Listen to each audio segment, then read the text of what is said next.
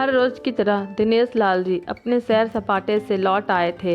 वह अपने जूते उतार ही रहे थे कि बहू ने पूछा, बाबूजी, आज हम पार्टी में जा रहे हैं, हम वहीं से खाकर आएंगे। आज रात के खाने में क्या खाएंगे बताइए। दिनेश लाल जी सोचने लगे, आज रविवार तो नहीं है और ना ही किसी की शादी है, ज़रूर किसी पार्टी में जा रहे होंगे।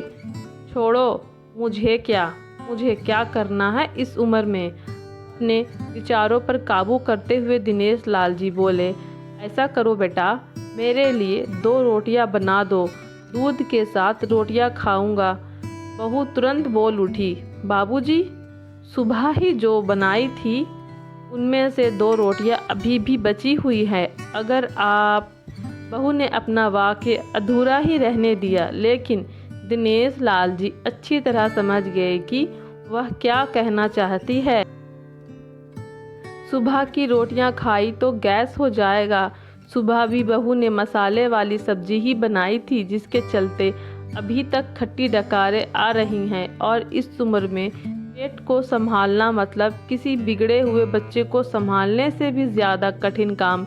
बाबूजी बहू से बोले, नहीं बेटा, इस उम्र में सुबह की रोटी नहीं खा सकता, थोड़ी तकलीफ होगी, लेकिन मेरे लिए 2 ताज़ी रोटी बना दो। बहू को बहुत गुस्सा आया। वो गुस्से में ही बड़बड़ाते हुए उठी, अब 2 रोटियां बनाओ या 10 काम तो उतना ही बढ़ेगा। आटा गूंदो, रोटियां बनाओ, किचन और बर्तन साफ करो। इन्हें क्या है, इन्हें सिर्फ ऑर्डर देना है, काम तो मुझे करना पड़ता है ना। बस दिन रात इनकी ही सेवा करते रहो। बहू के बोल दिनेश लाल के कानों पर पड़ रहे थे। हे भगवान, सिर्फ 2 रोटियां बनाने में इतनी तकलीफ। मैंने कोई 5 पकवान तो मांगे नहीं थे।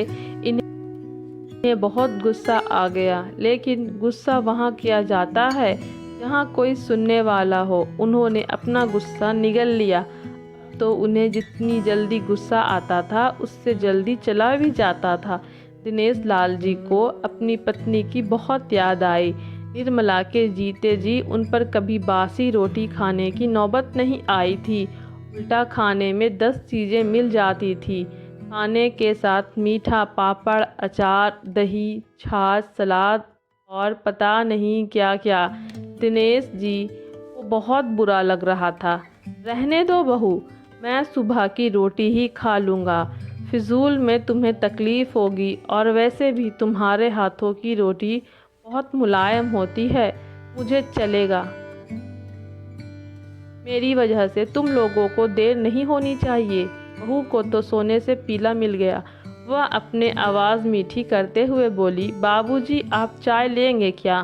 दिनेश लाल जी अपने चाय पीने की इच्छा को दबाते हुए बोले, वैसे कोई ख़ास इच्छा नहीं है चाय पीने की, मगर तुम अपने लिए बना रही हो तो मेरे लिए भी थोड़ी चाय बना देना। हाँ बाबूजी, मैं अपने लिए बनाने वाली हूँ, आपके लिए भी बना देती हूँ। बोलकर बहू रसोई घर के अंदर चली गई। दिनेश लाल जी खुद से ही बातें करने लगे, अभी तो लाखों की जायदाद है मेरे पास, या घर भी मेरे नाम पर है और खाते में भी लाखों रुपए पड़े हैं। कभी बेटा विषय निकालता है तो मैं बोलकर टाल देता हूँ कि मेरे बाद तेरा ही तो है सब कुछ, और फिर भी 1 कप चाय और 2 ताज़ी रोटियों के लिए तरसना पड़ता है। तो उन बूढ़ों का क्या होता होगा जिनके पास संपत्ति के नाम पर सिवा पुरानी यादों के कुछ भी नहीं होता।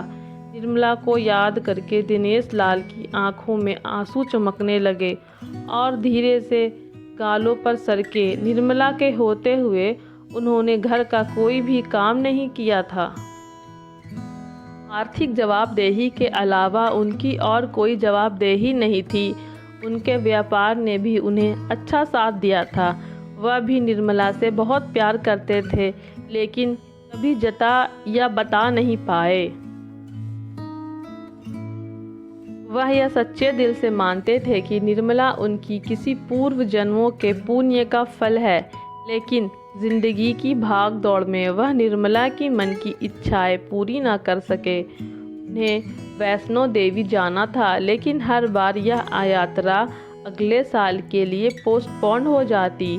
घर बार और संसार की जिम्मेदारियां संभालते संभालते अब उनकी इच्छाएं उन्हीं के साथ चली गई, पता ही नहीं चला। दिनेश लाल जी ने देखा उनके पोता और पोती दोनों ही स्कूल से आ गए थे। दोनों ने अपना बस्ता सोफे पर फेंका और दादाजी की तरफ दौड़कर उनके गले लगते हुए कहने लगे, चलिए ना दादाजी, खेलने चलते हैं। यही निस्वार्थ प्रेम के कुछ पल थे जिनमें दिनेश लाल जी भी बच्चों के साथ बच्चे बन जाते थे और सारे अपने दुख और यादें भूल जाते थे। वह कुछ बोल पाते उससे पहले ही बहू ने कहा, चलो छोड़ो दादाजी को, हमें पार्टी में जाना है, जल्दी से आकर तैयार हो जाओ, पापा भी आते ही होंगे। दोनों ही बच्चे दादाजी को छोड़ मम्मी की तरफ भागे। उनकी पोती 7 साल की थी और पोता 5 साल का था। दिनेश लाल जी अपनी सोच में डूबे हुए बालकनी की तरफ गए। बालकनी में धीमी ठंडी पवन में उनका स्वागत किया। बहू उनके लिए चाय बनाकर लेकर आई। बालकनी में रखी अपनी कुर्सी पर बैठकर दिनेश लाल जी घुट घुट करके चाय पी रहे थे। पी क्या रहे थे, निगल रहे थे, क्योंकि चाय के नाम पर सिर्फ कम शक्कर वाला गर्म पानी था, ना इलायची ना अदरक। दिनेश लाल जी मन ही मन सोचने लगे, बहू के जाने के बाद आज खुद अपने हाथों से चाय बनाऊंगा, इलायची अदरक और थोड़ी सी ज़्यादा शक्कर डालकर, और उसके साथ रोटियां खा लूँगा, रोटियां खाऊंगा। रोटियों की याद आते ही उनका मुंह फिर खट्टा हो गया। चाय खत्म होने पर खाली कप लेकर वह किचन में रखने गए तो वहां देखा कि बहू और बच्चों का कप धोके पड़ा था। उन्होंने भी अपना कप धोकर रख दिया और अपनी डायरी लेकर बालकनी में आ गए। बालकनी में बैठे बैठे उनकी नज़र सूखी हुई तुलसी के पौधों पर गई। उन्होंने एक लोटा पानी लाकर उसमें डाल दिया। कुछ मिनटों के बाद ध्यान से देखने पर उन्हें पता चला कि सूखे हुए तुलसी के पौधों में नई कुपले जैसे मुस्कुरा रही हो। उन्हें याद आया कि निर्मला हर सुबह तुलसी को पानी और शाम को दिया दिखाती थी। अब तो शाम को ना तुलसी को ना ही भगवान के मंदिर में दिया जलता है। पता नहीं कितने संस्कार, इतनी अच्छी आदतें निर्मला अपने साथ ले गई थी। दिनेश लाल आसमान की तरफ देखकर बोले, निर्मला, मुझे और इस घर को अभी तुम्हारी ज़रूरत थी। तुम क्यों हमें छोड़कर चली गई? तुमने मुझे धोखा दिया। तुमने हमेशा साथ रहने का वचन तोड़ दिया। तुम मुझे अकेला छोड़कर चली गई।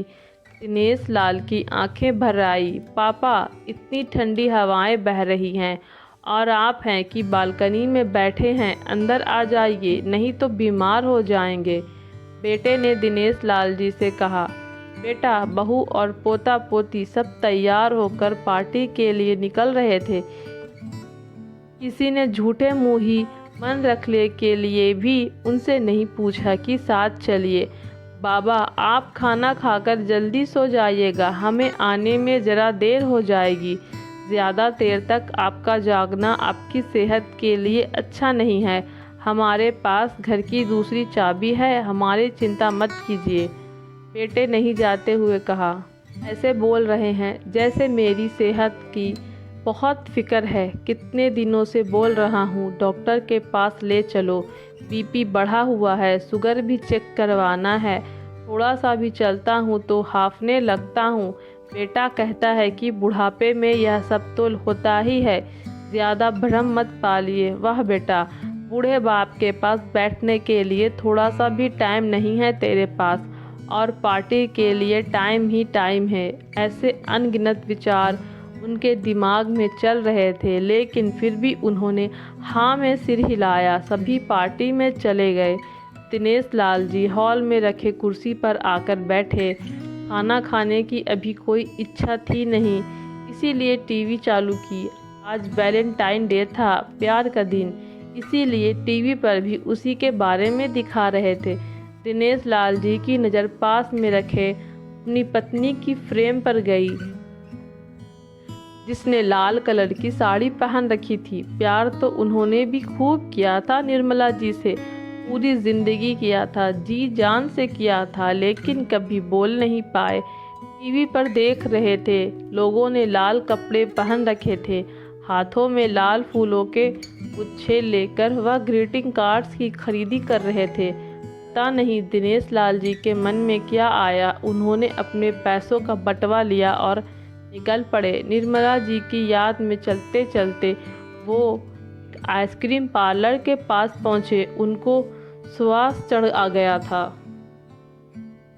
उनके सांसों की गति तेज हो गई थी। आइसक्रीम पार्लर के पास एक कुर्सी पर वह आकर बैठे। भी वहाँ पर एक छोटी बच्ची आई जो गुब्बारे बेच रही थी। बच्ची बोली, दादाजी गुब्बारे लोगे क्या? इतने ही बचे हैं, बिक जाएंगे तो जल्दी घर चली जाऊंगी। दिनेश लाल जी ने देखा 10-12 रंग बिरंगे गुब्बारे थे। उन्हें याद आया कि निर्मला जी को भी गुब्बारे बहुत पसंद थे, लेकिन अब गुब्बारे लेकर क्या करूं? उन्हें बच्ची की आंखों में सच्चाई और आशा दिखी। उन्होंने 200 दिए और सारे गुब्बारे खरीद लिए। उन्हें फिर से निर्मला जी की याद आई, क्योंकि वह भी घर से निकलते समय हमेशा थोड़े एक्स्ट्रा पैसे लेकर निकलती थी और किसी न किसी ज़रूरतमंद की मदद किया करती थी। कभी वो टोकते तो वह कहती, हमें भगवान ने लेने वालों के नहीं, देने वालों की लाइन में खड़ा किया है, और थोड़े से रुपए के बदले में लाखों की दुआएं मिलती हैं, तो मुझे टोका मत कीजिए। आंखों में आंसुओं के साथ दिनेश लाल जी खड़े हुए रास्ते के बीचों बीच आए। उन्होंने आसमान की तरफ देखा, अपने हाथों में पकड़े गुब्बारे आसमान में छोड़ दिए और चिल्लाकर बोले, निर्मला, मैं तुमसे प्यार करता हूँ। उनके सांसों की गति बढ़ गई, उनका शरीर लड़खड़ाया और ज़मीन पर धड़ से गिर पड़े। आसपास के लोगों को कुछ भी पता चल पाए उससे पहले ही दिनेश लाल जी ने इस मोह माया की दुनिया को अलविदा कह दिया। उन्हें अपनी पत्नी से मिलने की बहुत जल्दी थी।